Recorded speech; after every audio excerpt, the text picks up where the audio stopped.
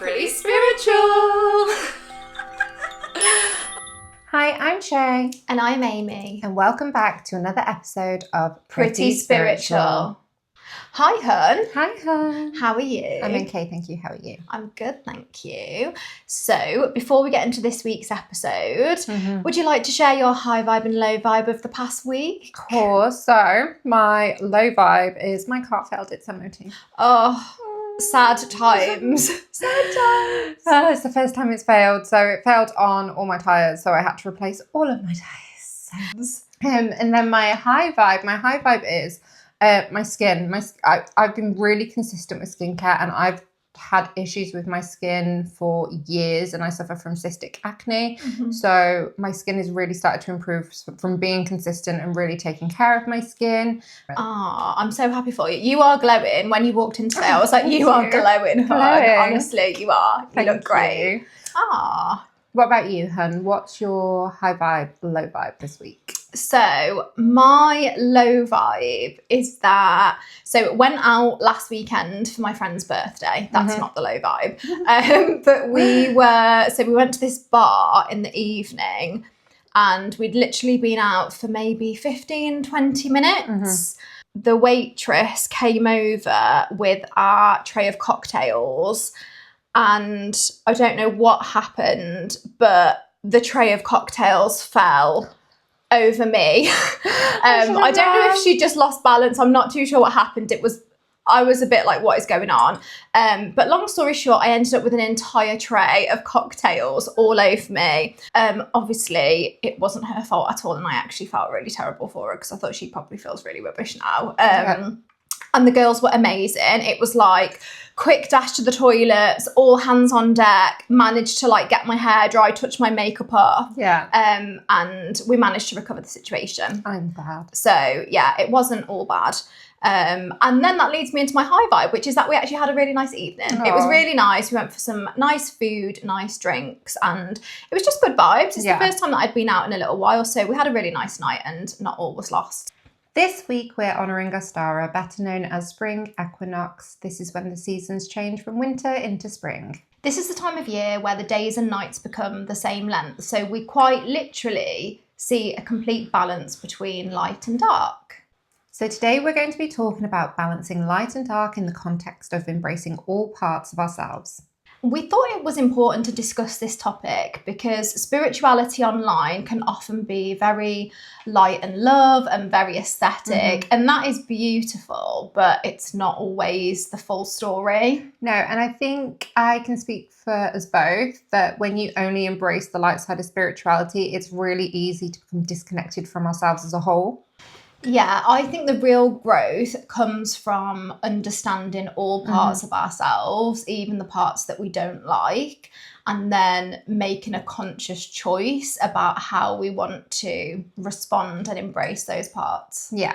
So, Hen, what do we mean when we refer to light and dark? Yeah, that's a good starting point. So, what do you mean? Yeah, what do we even mean? So, I think for me, when I think about light and dark, light is the part of ourselves that we show to others, that is visible to others.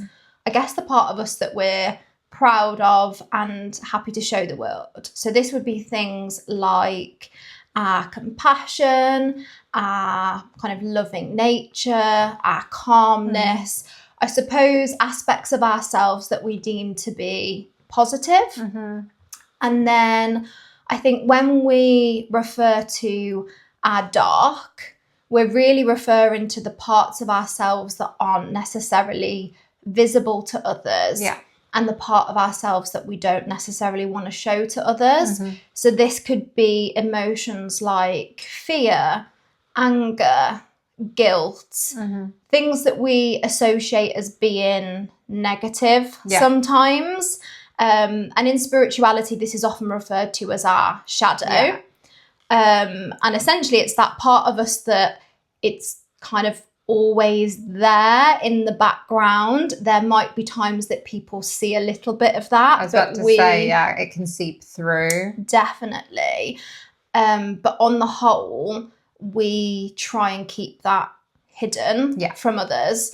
And often we try and keep it hidden from ourselves as well. We sort of push it to one side. Definitely, yeah. I think that's the way I would explain it. And I think, like you just touched on, the fact it can seep through, and that's when it starts impacting the light. Mm-hmm. And I know we'll probably discuss this further on in the episode, but it's a real important thing to not ignore the dark, not ignore that shadow, and deal with that shadow. Mm-hmm. Definitely. So, Hun, how has light and dark looked for you on your journey? So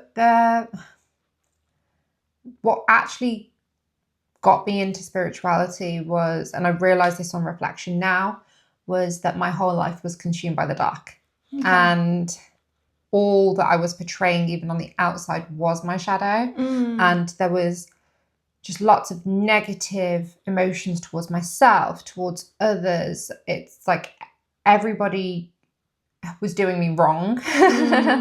And I couldn't do right myself. And ultimately it ended up with me spiraling and just my mind breaking, because when you're constantly in that dark space and there is no light, it's so hard, so hard. And I think I was looking at things thinking they were light, but they were just more dark. So I would put myself into work constantly. I wasn't spending as much time with my family.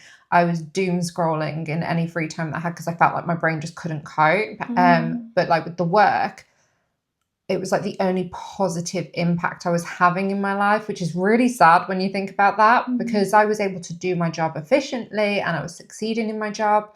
I saw that as a light.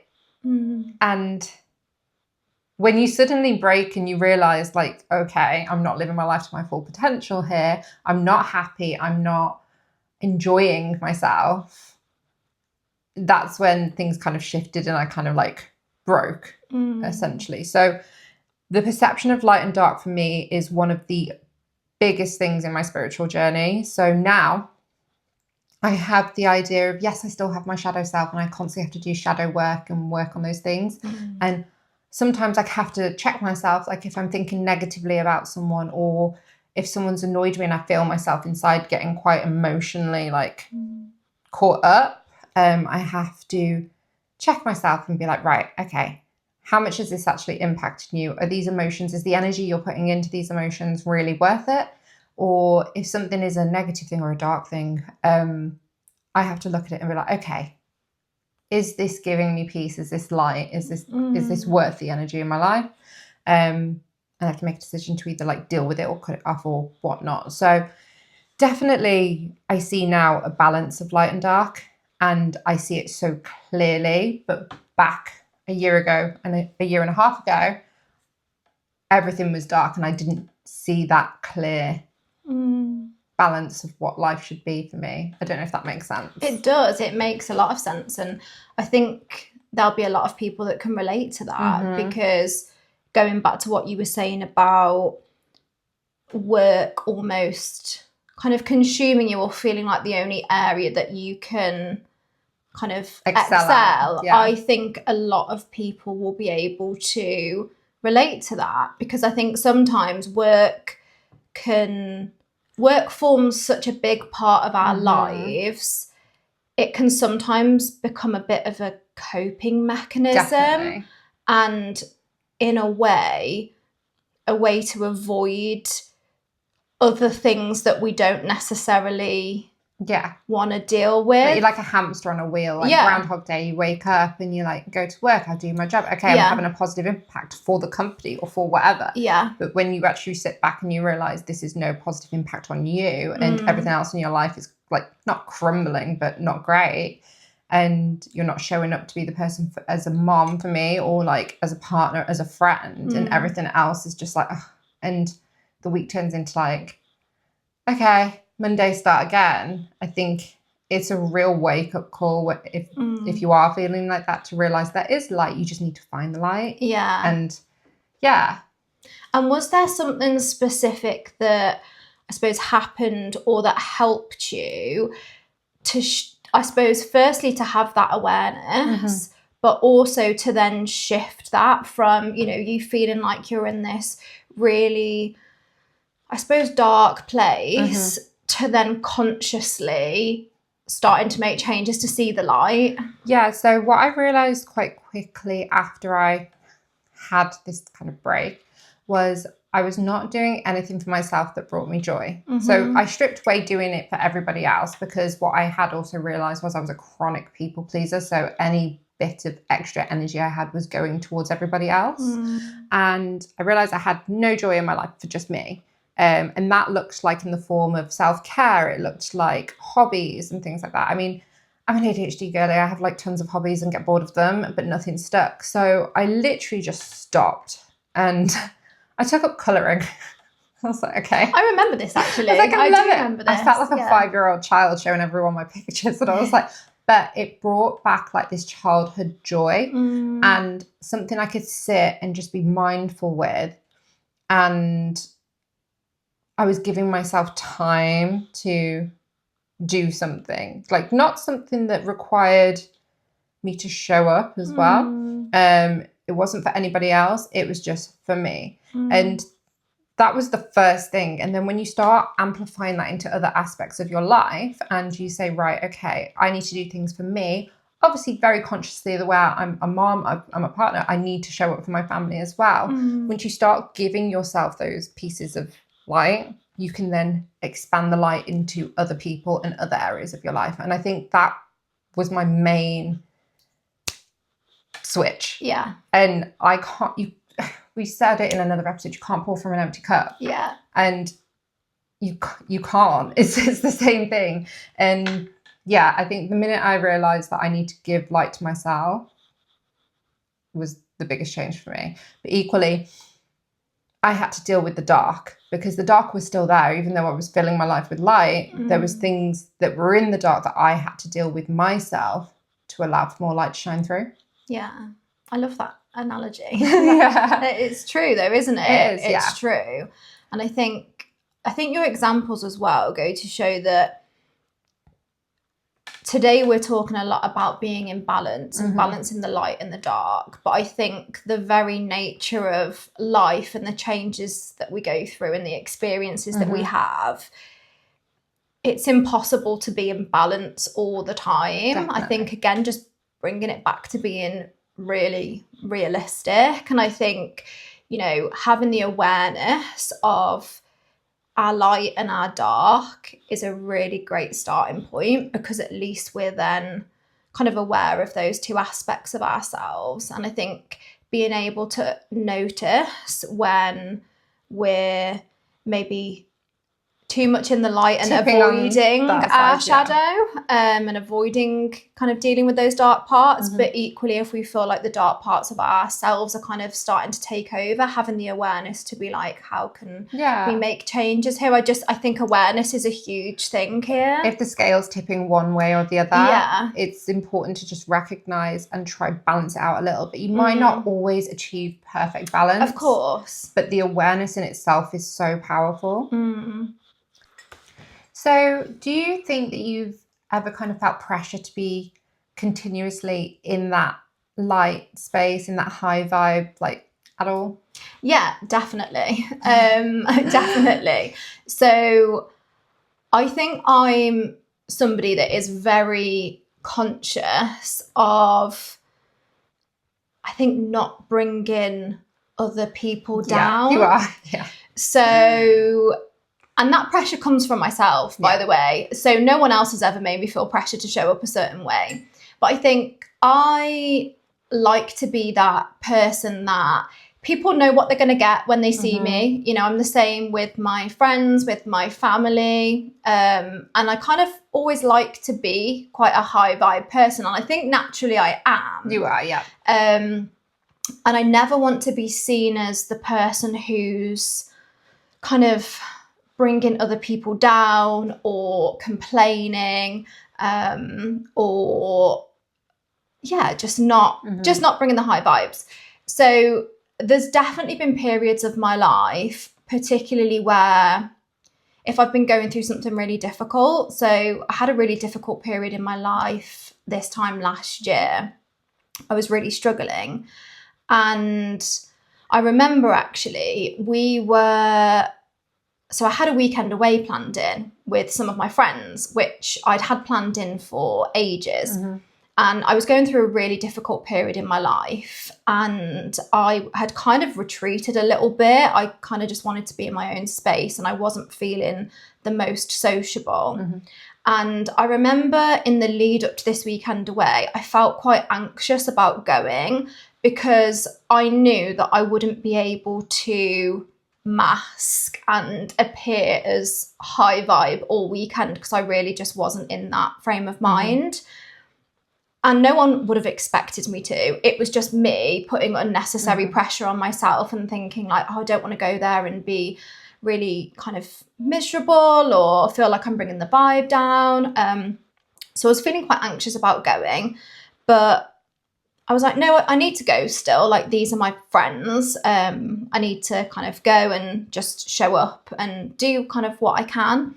And when I got there, I kind of realised that I'd been worrying about nothing. I think I'm a very sociable person, particularly with my friends. So I think the very nature of being around my friends lifted my vibe anyway, mm-hmm. Because it was like so nice to see them and so nice to get together.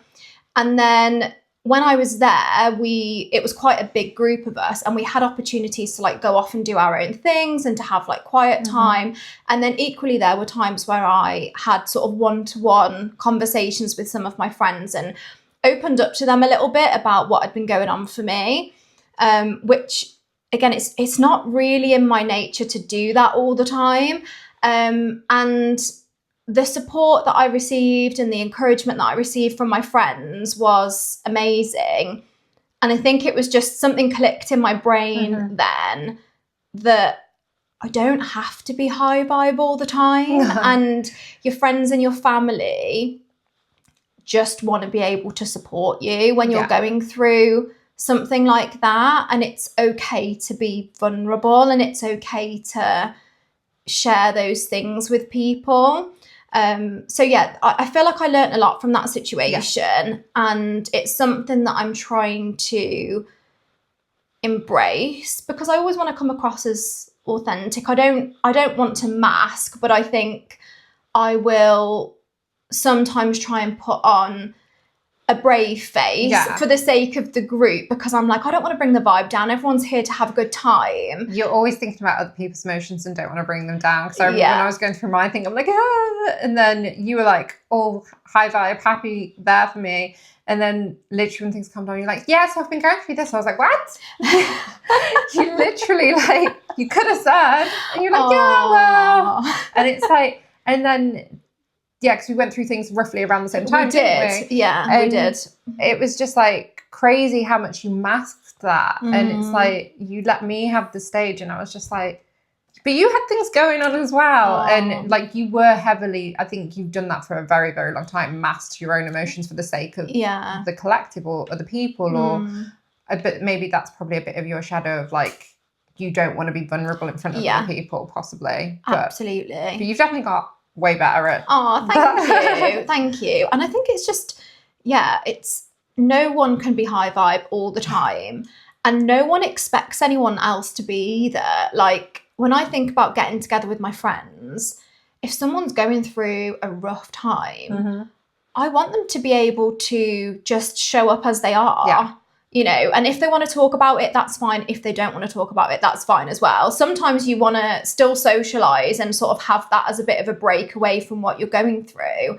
But I think it's just having friends that create that space for you, which I definitely do. I just wasn't allowing them, I think, to be there for me. But then when I did, it was amazing. And I think, if anything, it just strengthened those friendships and strengthened those bonds. So, and that's something that just didn't come easily to me. But yes, I've definitely put pressure on myself multiple times, probably for most of my life, to appear in like a high vibe way. But yeah, that's just not sustainable, and it's okay to show some of that shadow to people. I completely agree with that. And I think similar to like where I was saying I completely broke because I was obviously given into my shadow, it's very easy to become burnt out when you're constantly trying to stay high vibe, because it's like unsustainable and you will burn out and you will just go, nope, can't do it anymore. Yeah. Your body will just, even if you don't consciously make the decision that enough is enough, your body's going to do it for you. Your body will do that for you. Will. Your body will do that for you. You are coming down with an illness. You are not socializing. You're not doing anything. You're good for nothing right now. Yeah. That's exactly what happens. I saw a quote the other day that said, make sure you consciously plan rest, because if you don't, your body will plan the rest for you. And it's going to be inconvenient. Yeah. And it's just going to happen. It's just going to happen. Yeah. So have you ever judged yourself for feeling negative emotions, in inverted commas, such as anger or jealousy or fear? Yeah, I mean, most definitely. I think this is a weird one for me, though, because when I was in the dark, that reminds me of a book that I read for Arthur, you know, the dark skeleton. Yeah, I think when I was in the dark, I wasn't recognizing those emotions as negative. They had consumed me. So literally, like, that was just my whole persona at that point. And so I wasn't realizing that that's what I was feeling. And that kind of explains how deep in it I was, because it had just morphed into just me. Now, and especially on this journey, I recognize what they are. I recognize them as negative emotions. So I actually judge myself now if that comes in, because I'm like, hold on, you're meant to be so aligned right now. You're meant to be kind of at one with yourself. But I think it's really important to know that that is human nature. And it's how you move forward from those emotions, or how you act on those emotions, that's important. And yeah, at first in my spiritual journey, I'm like, right, okay, I'm this spiritual person. I'm great to be around. I'm nice to everyone. But I'd get, like, I don't know, a feeling of jealousy because I saw someone experiencing something I wanted to experience, or anger. And I still feel anger now, because I have this moral compass as a person. Again, I think it's my ADHD, and I struggle with authority, and I can relate to this. And I have this strong moral compass towards people. So that can transmute into anger for me. And I do have to, like I said, I have to check myself sometimes with that emotion and make sure that I'm not letting that consume. So yeah, I still have that judgment sometimes, and I'm like, okay, why are you feeling this way? And this isn't good. You shouldn't feel that way. But I've kind of turned it into, okay, we recognize that emotion. How do we go forward with this? How do we act on this? Do we ignore it? Do we let it be? And I think that was a big switch for me. I think what you've just described as well is having that level of self-awareness to understand what it is that you're feeling, and taking time to, I suppose, understand and process that rather than to react. And I think that is a huge turning point, because it's all about self-awareness and kind of self-preservation in a way. And after last year, I went through therapy because I needed to deal with a lot of things going on, and I don't mind saying that. But I remember saying to the psychiatrist, it is so horrible being so self-aware of your emotions and still not able to, like, change from that, and knowing why I'm angry, knowing I've got anger, knowing all these negative emotions. It was almost easier when I was consumed by it, because I just didn't care. And I was like, this is me. But when it was a really hard part of my journey, learning that, and then channeling that self-awareness into not doing the emotions, or understanding the emotions as such. So yeah, it was a big learning curve for me. And I think, like you said, the self-awareness is so important, but then there's a step after the self-awareness with how you transmute that. Definitely. And I think something that you've just shared there is really important about being open around going to therapy, because, you know, we're talking a lot about spirituality, and we're talking about different things that we can do ourselves to, you know, bring love and light and harmony and balance to our own lives. But it is okay to get help from others, whether that's friends, family, or whether that's therapy, a professional. And I just think that's really important to call out, because I'm just thinking of anyone that might be listening that's feeling like they're in the dark, you know, and they're in a similar place where perhaps that's consumed them. You know, if you're not able to kind of pull yourself out of that, I think it's really important to ask for the help that you need, whether that's from professionals or whether that's from friends and family. 100%. Everybody's different, but it's really important, I think, right now to say that don't just cut out all the help that is available outside of your own journey, because that is very valuable as well. I agree. Do you think there's been times in your life where you've had to suppress a part of yourself?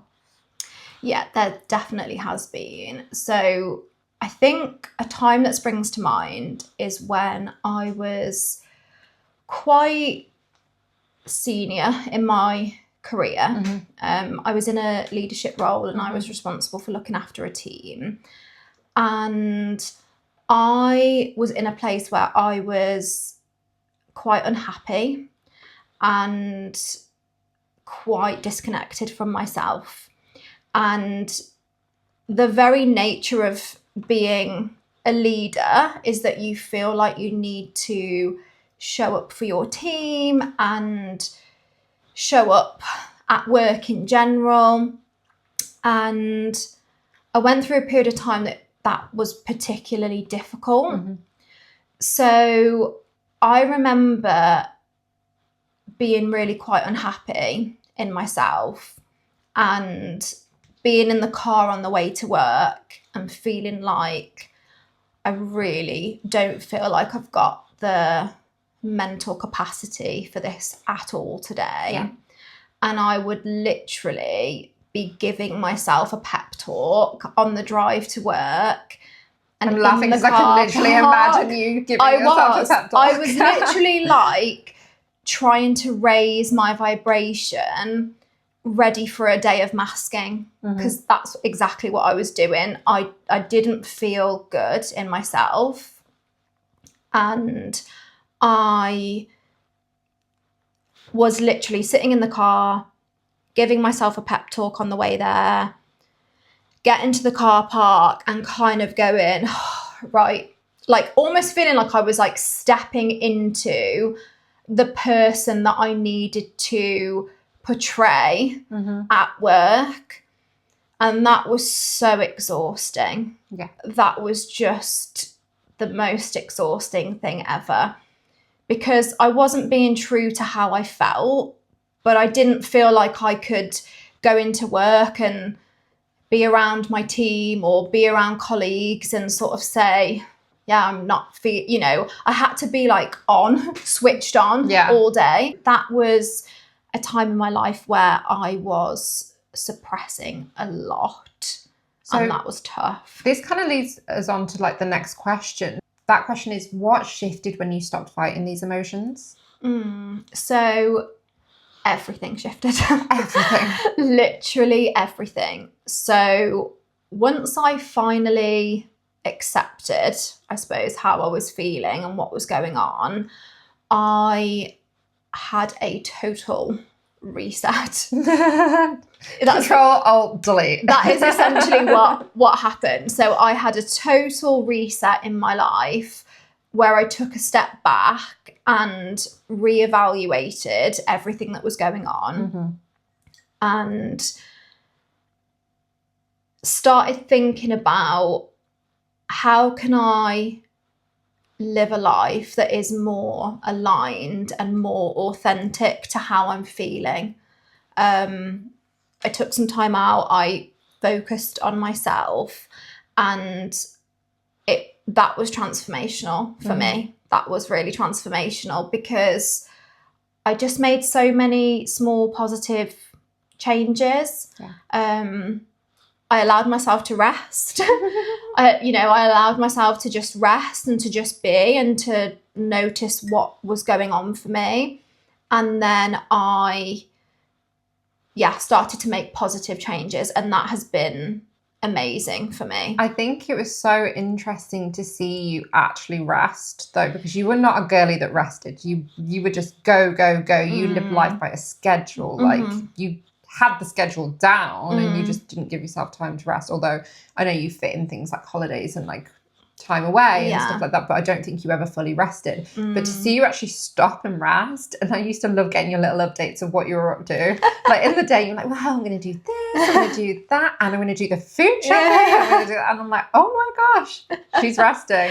And it was amazing to see, because you haven't done that for years at all. And like I said, when you were resting, say on holiday, so I don't think you were ever truly resting. Yeah, I think when you're in a period of true burnout, which I think it was, a holiday or a weekend at the end of the week is not enough for you It just becomes part of the schedule, doesn't it? It's not kind of a night's sleep that you need or a 1 week holiday. Often it is like a full reset. Set it on fire, start again. That's kind of what happened. So now that you're in the depths of your spiritual journey, it's been a while. What does spiritual maturity look like for you now? I like that word, spiritual maturity. That's good. I think spiritual maturity for me definitely looks like having the ability to pause and reflect before action. Is that the right terminology? Reflect, yeah. So think about what I'm doing. Don't get me wrong, there are still times where I do not think before I speak or act. And it's still a learning journey, as we say. We're only human. Healing is not linear. And there's always room for improvement. But I think maturity-wise, definitely it's being able to remain calmer and being able to think about things, and also being able to reflect on things from the past and how I would change things going forward. I think also accepting, for me, that not everything needs to go your way. It's how you deal with things when they come. That was a big thing for me. I thought I could control the narrative, and I thought because I wasn't in control of my narrative, it had a huge negative impact on me. But when you start looking at it as a journey and like you get what you need from situations at the time, I think that whole mindset makes a huge difference. Albeit in an ideal world, we would all love to kind of be able to manifest the perfect like day-to-day life and schedule, and you can do that, but life isn't always love and light. It is filled with shadow, and whether that is impact from like a traumatic event or something that's happened in your life, or just literally your day not going as planned or whatever, I think the way that you approach that and then move on from that, for me, is definitely the spiritual maturity that I've gained. And it's being able to talk about that so eloquently now. Yeah, that was like a perfect sum up. Yeah, I think being able to recognize and have that awareness and know how to deal with it, albeit I might not always hold myself to that standard of being able to deal with things. But afterwards I can reflect. That for me is what spiritual maturity looks like. So if someone is listening and they're really struggling with kind of negative emotions, or they're fighting parts of themselves in the darkness that they don't want to show, or it's creeping into their light, what would you say to them? I would say stop trying to be less of yourself and learn to embrace all parts of you. I think the goal is not to eliminate our shadow, eliminate the dark parts. It's learning about how to integrate them into our lives. We have these emotions for a reason. They've developed over time for a reason, and they're information. So it's looking at them in terms of, what is it that you're trying to teach me? What can I learn about myself from this? And how can I show myself compassion and grace in this situation? And I think once you learn to accept all parts of yourself, you feel a lot more, I suppose you feel happier in yourself, but you're being true and authentic to who it is that you really are. And I think that is really powerful. Yeah, I completely agree. I think suppressing your emotions causes huge disconnection, and spiritual growth is all about kind of not floating above your emotions, but sitting with them, owning them, and choosing how you respond to them. I completely agree with that. Thank you so much for joining us on another episode of Pretty Spiritual. If you've enjoyed hanging out with us, then don't forget to like, subscribe, and follow along on our platforms to be the first to receive any updates. We hope to see you next Tuesday, the 31st of March, for another episode of Pretty Spiritual. Pretty Spiritual.